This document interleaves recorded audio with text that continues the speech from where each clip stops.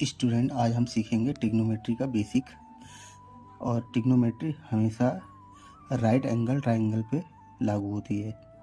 जहाँ पे 90 डिग्री बनता है उसके सामने वाली जो साइड होती है वो हाइपोटेनियस होती है, और जहाँ पे हम थीटा लेते हैं उसके अपोजिट साइड वाली साइड जो है वो परपेंडिकुलर या लंबवत होती है, और जो तीसरी लाइन बचती है वो होती है बेस।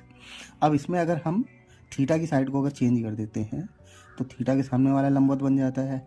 कई बार बच्चों को ये कन्फ्यूजन होता है कि हम बेस इसको लें या बेस इसको लें, तो इसमें आप कोई भी ले सकते हो, कोई अंतर नहीं आएगा। लेकिन अगर आप थीटा जहाँ पे लेंगे उसके सामने वाली साइड को हम हमेशा लंबवत मानेंगे।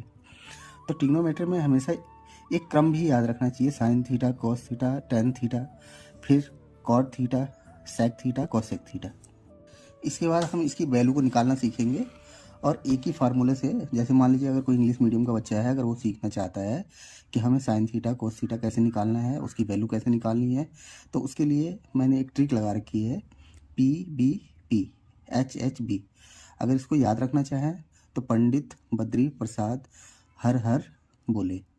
P for perpendicular, B for base, H for hypotenuse.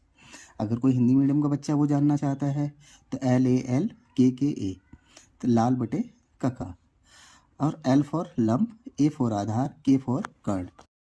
अब चूंकि हम इतनी बातें जान चुके हैं तो मैं आपको बताता हूँ कि जैसे आप लाल बटे कका लिखिए या पंडित बद्री प्रसाद हर हर बोले लिखिए, उसके क्रम में आप ऐसे लिखेंगे: साइन, कॉस, टेन, फिर कॉट, सेक, कोसेक।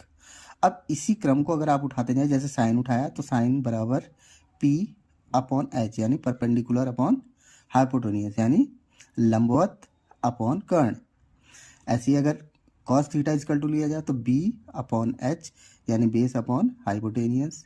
और अगर टेन थीटा इजकल टू लिया जाए तो P upon B, perpendicular upon base. और अगर नीचे की तरफ से लिया जाए cot theta is equal to P upon B, sec theta H upon B, cosec theta H upon P. और अक्सर करके जब हम ये तीन की वैल्यू निकाल लेते हैं, sign theta, cos theta, tan theta, तो टेन थीटा हमेशा कॉट थीटा का उल्टा होता है, या कॉट थीटा टेन थीटा का उल्टा होता है। ऐसे cos cos theta sec theta का अपोजिट होता है, और साइन थीटा कोसेक थीटा का अपोजिट होता है। तो जब हम इस तरीके से एक क्रम बना लेते हैं: साइन, कॉस, टेन, कॉट, सेक, कोसेक, तो इससे हम कई चीज़ों को फाइंड आउट कर सकते हैं। पहले तो ए 1 2 3 4 5 6, इन सब के क्रम के अनुसार ये हम फार्मूले बनाते हैं। जैसे मैंने अभी आपको ये बताया कि P sine theta is equal to P upon H, ऐसे ये बता दिया इसका अपोजिट होता है। तो ऐसी एक क्रम और याद रखेंगे आप: साइन थीटा